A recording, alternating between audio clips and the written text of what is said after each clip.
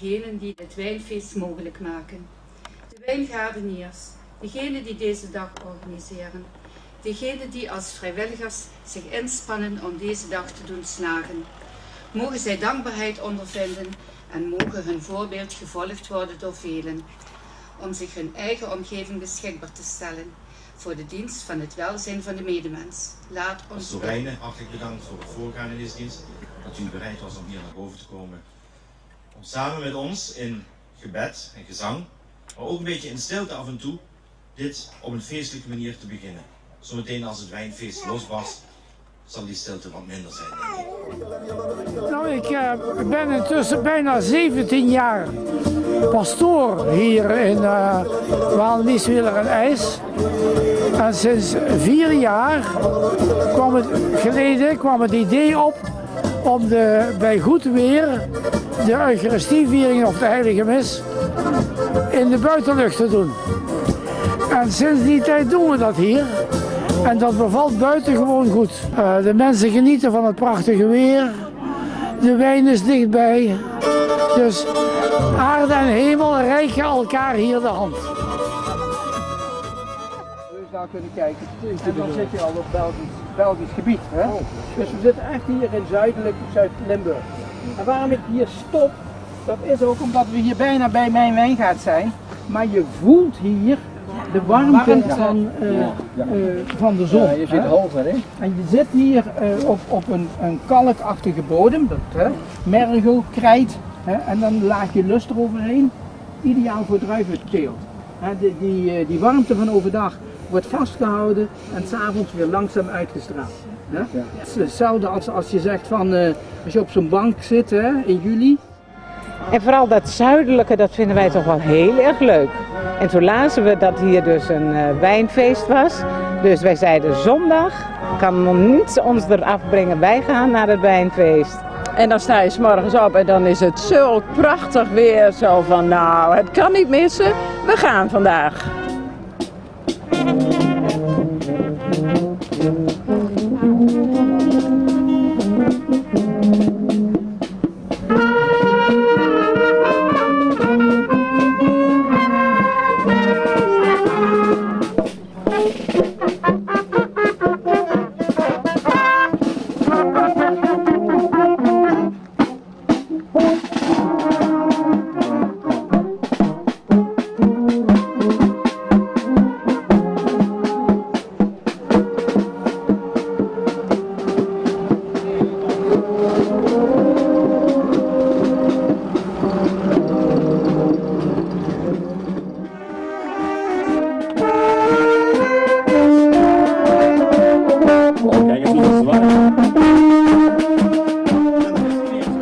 Nu aan Marlies willen vragen om onze nieuwe wijnkoningin Sandra de Scherp om te hangen ten teken dat zij... Oh, dat gaat niet net, het zit andersom. Zo. Yes. Voilà. Kijk eens. Nou, dat is 1. De Scherp. Er hoort natuurlijk een bloemetje bij.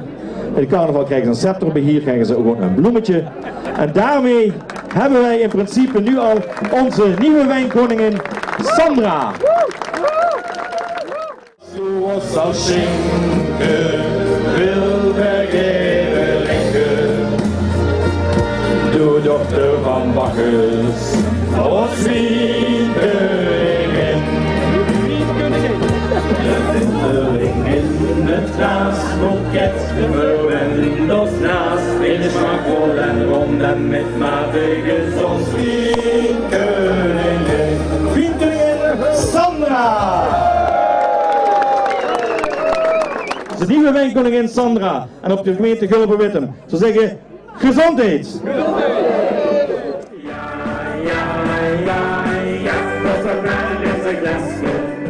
Wat vind je van dit feest? Ja, prachtig. We komen samen uit Vaals. We zijn in Waalwieler zijn we gaan ontbijten en hebben een mooie wandeling door de natuur. En hebben we hier een tussenstop gemaakt en zijn we van de natuur en van de heerlijke wijn zijn we aan het genieten. Dus... Ik heb het ontzettend naar mijn zin. Maar ik ben hier inderdaad geboren, maar niet getogen. Ik ben na 50 jaar kom ik hier weer terug. om dus die wijnfeesten mee te vieren. En dan ga ik samen met mijn buurvrouw, gaan we dus hier elk jaar genieten, nu al het 5e keer. Gaan we hier logeren een paar dagen, alleen al om de wijnfeesten. Want ja, Waalwieler kan ik niet verloochenen, ook al ben ik 50 jaar weg.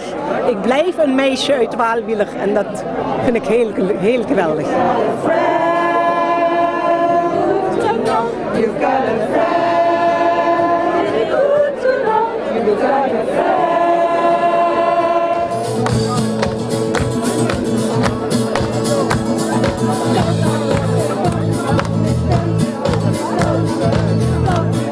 Heeft u ook een favoriete wijn?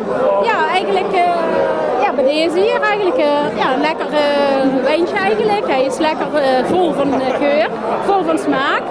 Dus eigenlijk nou dat je met jaren eigenlijk hier komt, zijn de wijnen eigenlijk beter geworden. Ze zijn minder zuur, ze hebben meer diepgang en ze zijn lekkerder. Dus ja, dan kan je ook een goede verhouding hebben eigenlijk met de smaak eigenlijk. Hoe vinden jullie het vandaag bij het wijnfeest Waalwieler? Het is heel bijzonder dat er zoveel wijn uit Nederland komt. Dat vind ik echt heel bijzonder. En allemaal smaakvolle wijnen. Oké, dat is mooi om te horen. Ben je hier al vaker geweest? Het is de allereerste keer. Ja. Zou je het wel aan andere mensen aanraden? Zeker weten, absoluut. Ja, absoluut. Ja, zeker. Omdat het allemaal Nederlandse producten zijn. Speciaal. En goede wijnen. Lekkere wijnen. Dank u wel, nog een fijne dag. Oké, dank u wel. Hoe vinden jullie het vandaag hier op de wijnfeest? Het is net als de laatste jaren is het eigenlijk steeds weer verbazend op een gegeven moment wat voor weer dat ze hebben. En hoe fantastisch wat voor een sfeer dat ze weten te kweken. Ik geniet daar ieder jaar opnieuw van. U bent van hier uit de buurt? Ja, we zijn allebei hier uit de buurt. Want we zijn zeg maar naast de kerk zijn wij grootgebracht en wij kennen deze hoek. Zeg maar met de percelen zoals ze liggen, die kennen wij eigenlijk vanaf kleins af aan. En dat maakt het ook hartstikke leuk om er ieder jaar terug naar te komen. Leuk, dank u wel voor uw tijd. Graag gedaan. We praten nu met de wijnkoningin van 2017. Hoe ben je wijnkoningin geworden? Ik ben vorig jaar hier komen werken voor een vereniging. En toen ben ik in contact gekomen met oud-koninginnen. En die raadden het me echt aan om dit eens een keertje te doen. En toen heb ik er eens over nagedacht en toen heb ik me opgegeven. En toen ben ik gekozen. Zo ben ik wijnkoningin geworden. En bevalt het tot nu toe? Ja, prachtig weer, lekkere wijn, leuke opkomst, gezellig, goede muziek. Dus ja, super toch? Helemaal geweldig.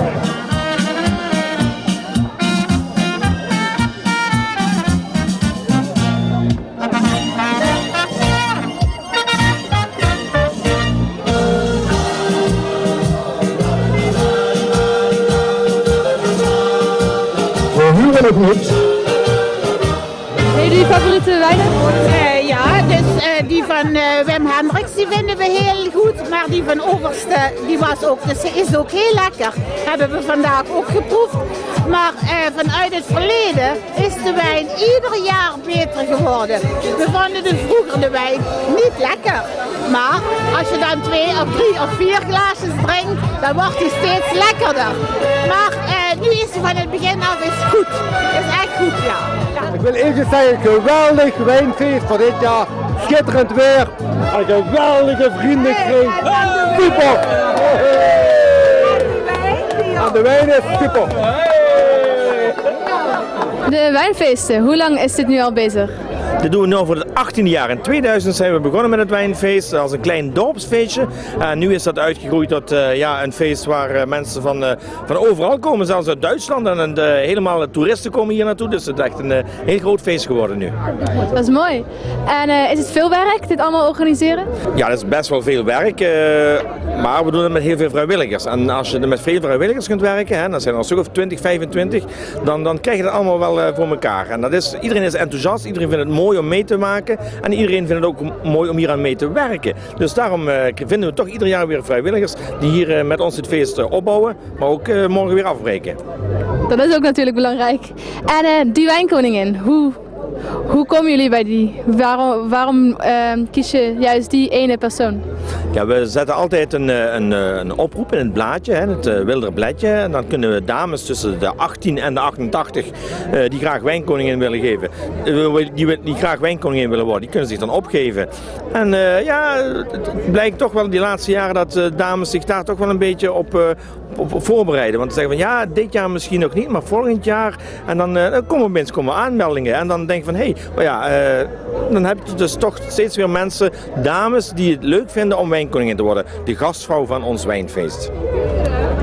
En dan geven toch natuurlijk heel veel mensen geven zich op voor wijnkoningin te worden. Hoe kies je daaruit? Ja, dan gaan we gewoon loten. Hè. Dus dat is heel eerlijk. Gewoon, we pakken een bak met loodjes, met de namen erin. Dan gaan we een loodje trekken. En als dan dit jaar niet wordt, dan ga je er weer in voor volgend jaar. Dus dan kun je volgend jaar weer wijnkoningin worden. Oké. En nu heb ik gehoord van de 18 keer dat jullie nu al dit feest organiseren, hebben jullie 17 keer goed weer gehad. Hoe is dat mogelijk? Ja, eind september en dan de zomerse temperaturen. We likken ijsjes, we drinken lekkere witte wijn en rosé. De zon brandt op onze kop, we moeten ons insmeren. Ja, hoe doen we dat? In ieder geval geen worst brengen naar de zusters. Dat doen we nooit. De zusters hebben honger geleden hier als het aan ons lag. En ja, onze lievenier, Slivenier, dat is een wienliefhebber. Dus ik denk dat het daar misschien een beetje aan ligt. Blijven bidden dus. Dank u wel. En bij nacht in de kroeg